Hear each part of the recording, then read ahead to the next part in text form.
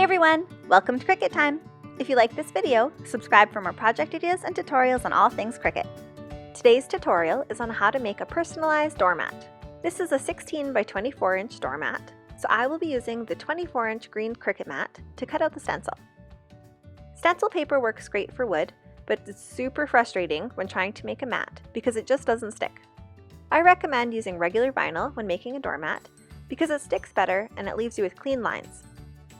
Take either a lint roller or just use the scrap vinyl you just removed and rub it across the doormat to remove any loose fibers.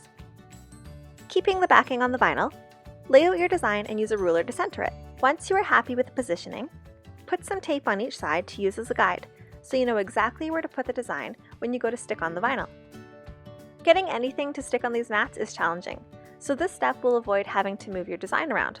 Every adjustment ends up pulling up some of the fibers and it makes the vinyl less sticky. So it's just better to get it right the first time. This next step I only recommend for doing mats. Instead of using a whole piece of transfer paper like normal, you can use thin strips to keep your design together, but they are way easier to take off without wiggling your design around. Using a whole piece can be quite challenging to remove without moving the design.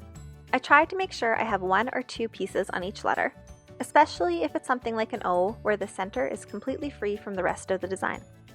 Now that all the prep work is done, you can carefully remove the backing and then stick it to the mat. Start in the middle and work your way out, pushing each section straight down. Next, just carefully peel off the transfer tape. This next step I wouldn't skip. Take some sewing or push pins and go around and secure the sections that aren't connected to anything, like the inside of the O or the A for example. I also went through and fastened any letters that didn't have a lot of parts attached to the background, like the inside of the U or the bottom of the S.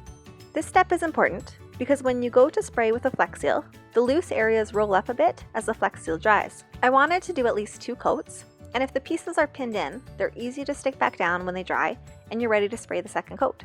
If the pieces are not pinned down, it'll be harder to get everything lined up perfectly once it's curled up.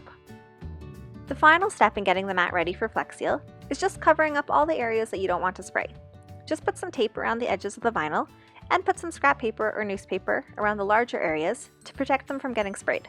After all that work, you are ready to spray your design. Each coat takes about an hour to dry, and I used 2 coats for this mat.